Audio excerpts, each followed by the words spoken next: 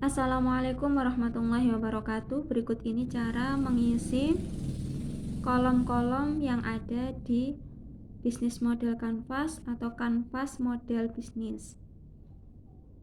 Sebelumnya sudah pernah saya bagikan model bisnis kanvas ini di grup WA. Silakan sambil menyimak sambil dicek kembali file gambar berkenaan dengan bisnis model kanvas ini.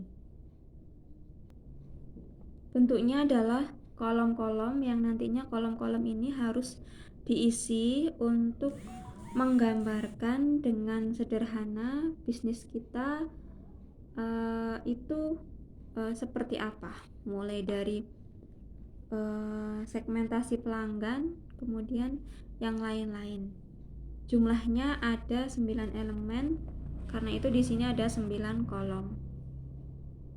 Saya akan langsung memberikan contoh bagaimana cara mengisinya. Tentunya pertama, teman-teman sekalian harus menentukan produk atau jasa apa yang akan teman-teman tawarkan ke pasar, begitu ya. Barangnya apa yang mau dijual atau jasa apa yang mau dijual. Setelah menentukan produk atau jasa, kemudian kita mulai mengisi ya kanvas model bisnis ini. Disebut kanvas soalnya seperti kertas gitu ya, untuk melukis. Nah, melukiskan bagaimana bisnis kita secara detail. Yang pertama yang kita isi adalah yang elemen paling kanan, ya ini customer segment atau segmentasi pelanggan. Kalau kita sudah menemukan produk atau jasa yang akan kita tawarkan, kita harus tahu produk atau jasa kita itu mau kita jual ke siapa. Nah, kita harus tentukan dengan detail tapi sederhana, singkat tapi jelas. Nah, karena bentuknya ini memang kolom-kolom begitu ya, bukan untuk mengisi penjabaran panjang, tapi ini untuk diisi dalam bentuk poin-poin. Saya akan isi model bisnis kanvas punya saya, yaitu frozen food ya. Semoga ini bisa lebih dipahami dengan saya memberikan langsung contohnya. Yang pertama tadi apa? Ini ya, customer segment paling kanan ini atau segmentasi pelanggan. Mau kita jual ke siapa produk atau jasa kita. Nah, kalau frozen food ya berarti dijual ke siapa ya. Kalau saya menentukan jadi pelanggan yang akan saya target untuk produk saya ini adalah ibu rumah tangga. Nah, jadi ditulis di sini ibu rumah tangga.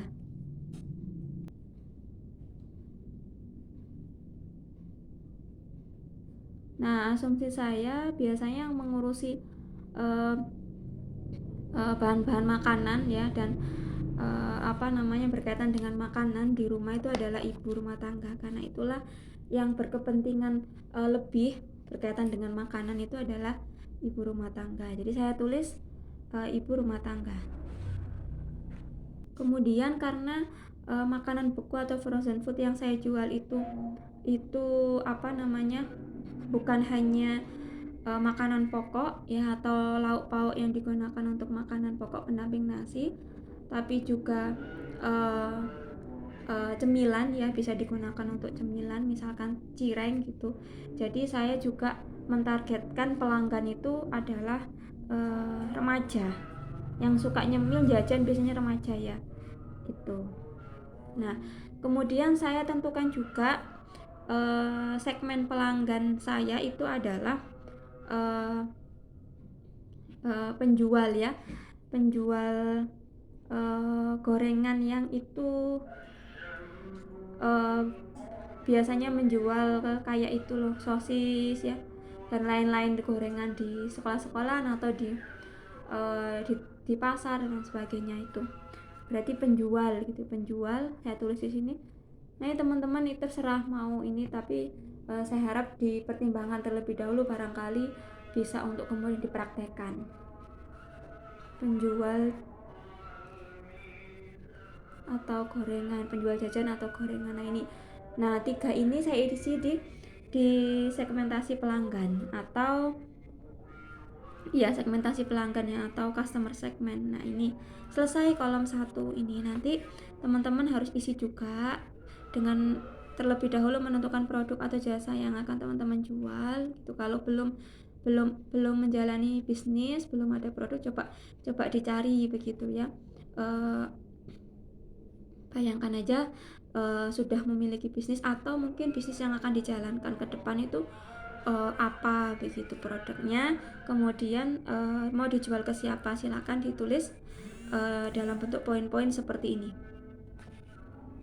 Nah jadi ini yang pertama ya, yang pertama.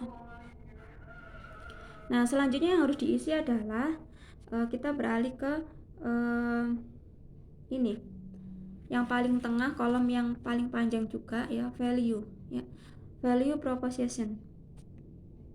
Value proposition ini maksudnya adalah nilai tambah yang kita tawarkan yang ada pada produk atau jasa kita. Kalau makanan beku atau frozen food yang saya tekuni sekarang itu nilai tambahnya adalah ya, saya kasih contoh mengisinya non MSG ya. Jadi walaupun ada perbedaan pendapat, tapi ada seperti penelitian gitu ya, menunjukkan bahwa makanan yang sehat itu salah satunya adalah yang tidak ada monosodium glutamatnya atau MSG-nya. Nah ini nilai tambah dari frozen food yang saya jual, karena siapa orang itu yang nggak mau sehat begitu ya. Ditambah lagi di kondisi saat ini kesehatan itu sesuatu yang menjadi prioritas penting ya. Jadi saya tawarkan frozen food yang non MSG.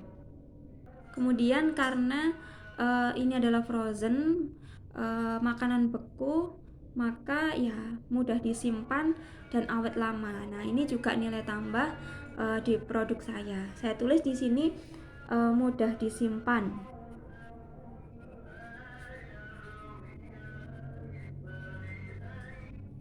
Tahan lama. Nah udah 2 nilai tambahnya. Kemudian nilai tambah di produk saya itu adalah harga terjangkau ya, karena saya itu mengambil produk ini tuh langsung di tangan pertama, atau bukan tangan pertama tapi produsennya langsung, jadi mendapatkan harga yang lebih terjangkau dibandingkan kalau beli di tempat lain atau orang lain yang mungkin tangan kedua, tangan ketiga, yang itu pasti harganya lebih mahal ya. Jadi kemudian saya juga menyediakan nilai tambahnya adalah delivery, jadi layanan antar, kemudian juga kadang free ongkir gitu ya, terutama untuk wilayah yang dekat, pemesanan yang dekat.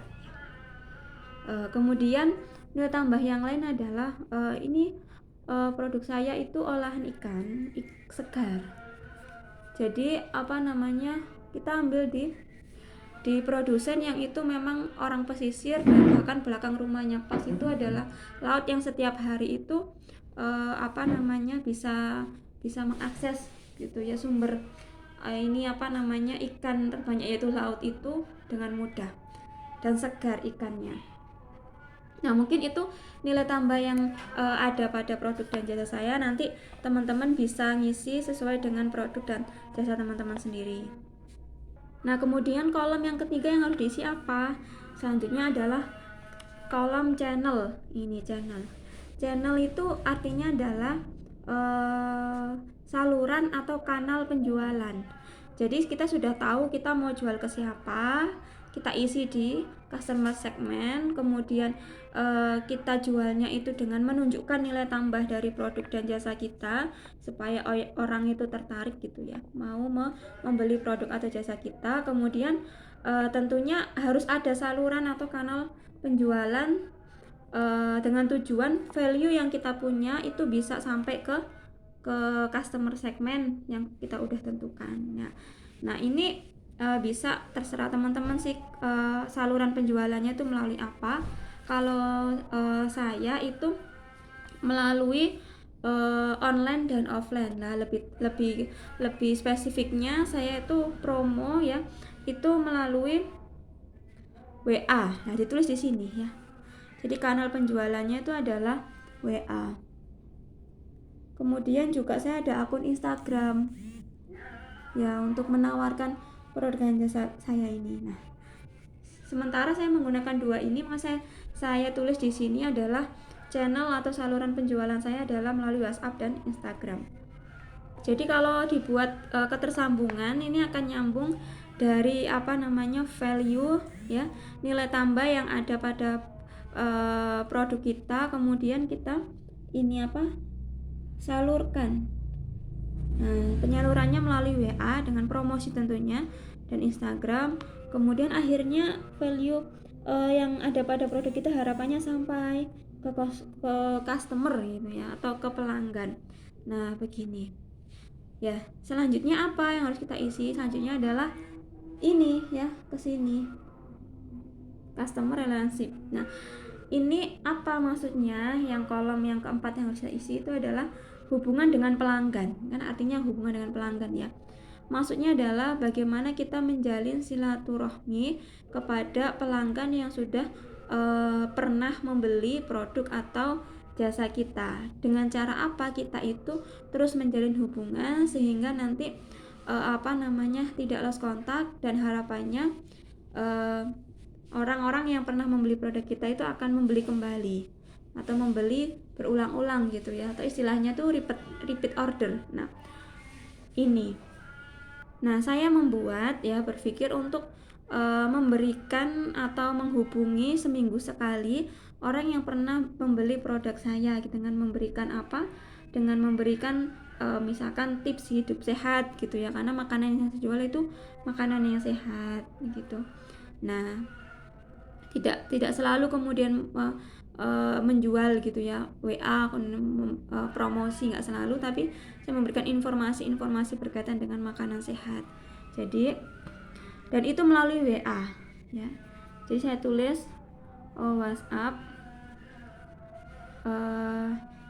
tip memberi gitu ya, memberikan artikel kesehatan gitu ya, terutama berkaitan dengan makanan. Nah ini teman-teman bisa nulisnya lebih bagus ya, tulisan saya kurang bagus. Nah ini sudah terisi 4 kolom. Satunya harus kita isi adalah bagian bawah, revenue stream.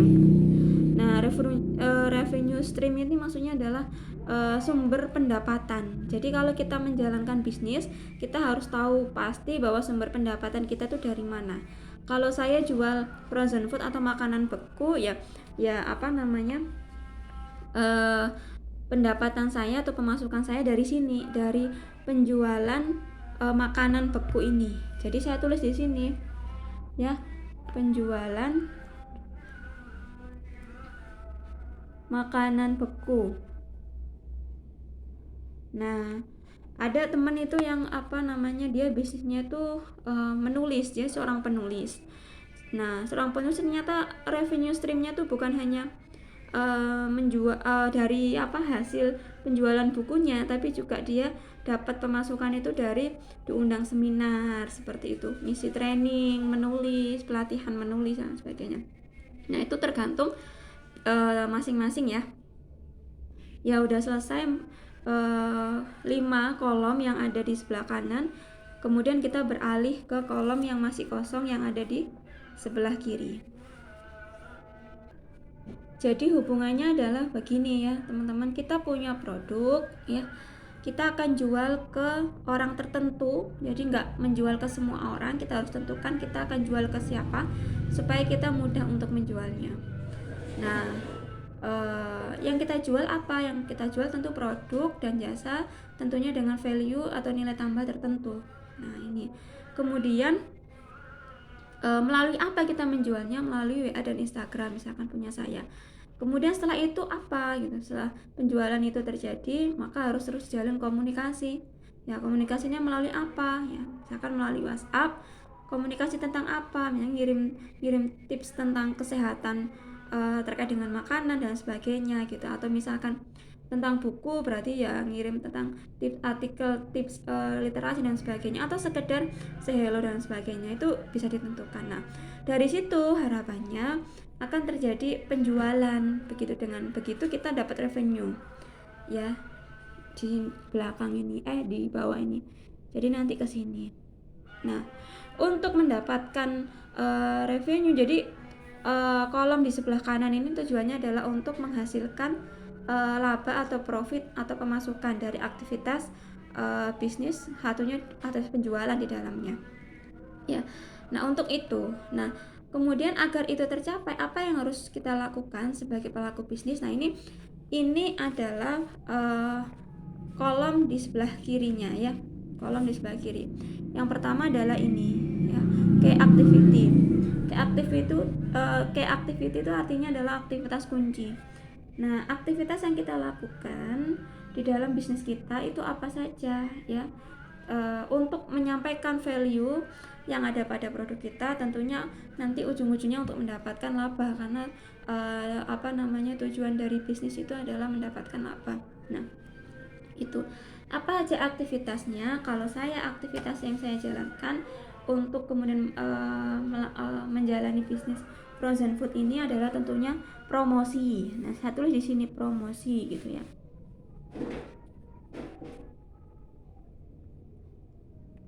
Kemudian karena aktivitas saya itu aktivitas bukan produksi ya, tapi distribusi. Ya, saya mengambil barang itu dari produsen, kemudian saya jual untuk kemudian mempercantik penampilan dan untuk branding. Aktivitas yang saya lakukan adalah packing dan labeling. Nah, ditulis di sini ya, mempacking ya, packing terus labeling. Apalagi aktivitas yang saya lakukan ketika menjalankan bisnis frozen food ini ya, delivery kalau ada yang menginginkan delivery ya. Kemudian kalau ada pemesanan dari luar kota, maka ya kirim ke ekspedisi ya, kirim ekspedisi. Nah, teman-teman bisa membayangkan begitu ketika menjalankan bisnis itu apa aja yang dilakukan, bisa ditulis di kolom key activity. Kemudian aktivitas yang akan kita jalankan ini melibatkan sumber daya apa saja. Nah, itu kita isi di kolom bawahnya, kolom ini. Jadi ke sini ya, key resource ya. Jadi maksudnya adalah kolom yang ini itu menjelaskan tentang apa yang dibutuhkan untuk melakukan aktivitas kita di dalam bisnis kita. Nah, yang dibutuhkan itu bisa jadi orang, bisa jadi barang, bisa jadi uang gitu ya. Nah, karena saya menjalankan bisnis frozen food, makanan beku, maka yang saya butuhkan itu adalah pertama freezer. Nah, freezer. Nah, saya pakai freezer box. Nah, tulis ini freezer box. Kemudian yang saya butuhkan apalagi ya, karena saya juga menggunakan promosi online, maka yang saya butuhkan adalah HP atau laptop, terus juga jaringan internet. Nah, ini ditulis ya. Kalau untuk delivery berarti butuh transportasi, saya pakai motor. Nah, untuk packing pakai alat press, ditulis di key resort ini, press plastik dan lain sebagainya. Nah, itu nanti bisa ditulis di sini ya, sumber daya apa saja yang kita gunakan untuk menjalankan bisnis, bisa berupa barang atau yang lainnya. Lanjut ke kolom selanjutnya adalah kolom paling kiri ya, key partner. Ini itu adalah kolom yang menjelaskan tentang siapa rekan kita dalam bisnis kita. Nah, jika memang kita membutuhkan kerjasama ya dengan partner, dengan orang lain untuk membantu kerja bisnis kita, supaya value dalam produk kita itu bisa sampai ke pelanggan. Nah, macam-macam ya. Kalau misalkan belum terbayang atau memang nggak kerjasama dilakukan sendiri, ya dilakukan sendiri. Nah, gitu. Tapi biasanya pasti butuh kerjasama ya gitu. Nah, misalkan kalau selain frozen food, misalkan penulis buku, kerjasamanya dengan penerbit buku, kemudian paras media bisa ya, atau dengan komunitas literasi bisa. Kalau saya frozen food ini yang mungkin kemudian kerjasama yang bisa dilakukan itu ya atau yang sekarang sudah saya jalin kerjasama itu ya dengan produsen ya atau supplier, karena dia yang mensuplai gitu ya bahan baku sebelum di packing itu frozen foodnya, produsen ya, produsen. Kemudian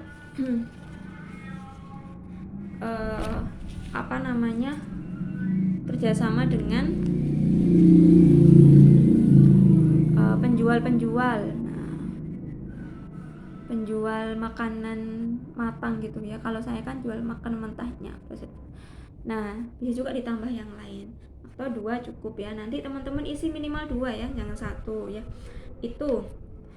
Ini aktivitas kuncinya. Kemudian terakhir itu kolom yang harus kita isi adalah yang paling bawah bagian kiri. Cost structure itu adalah kolom yang menjelaskan berkenaan dengan bisnis kita tentang berapa biaya yang dibutuhkan, atau bukan berapa ya.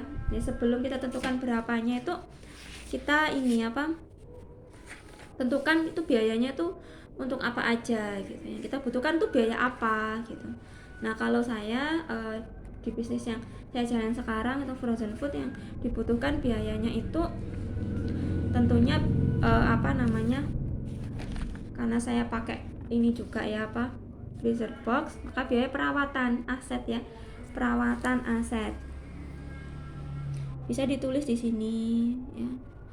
Kemudian saya itu kan promosi online, berarti butuh biaya kuota, nanti itu di sini ya. Kemudian apalagi biaya packing ya, packing dan labeling.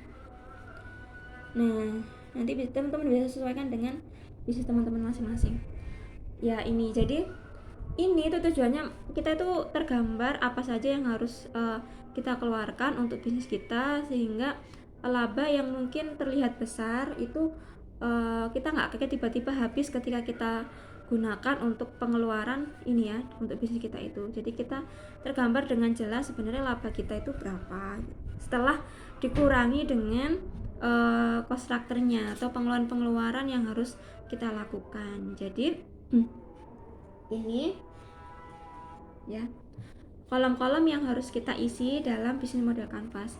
Ini lebih mudah daripada kita harus membuat proposal bisnis ya.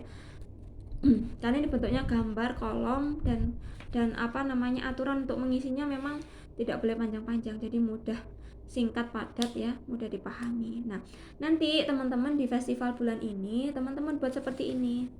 Saya yakin teman-teman bisa ya, walaupun belum memulai bisnis itu bisa tergambar. Kalau misalkan mau memikirkan kira-kira kalau jualan itu jualan apa ya.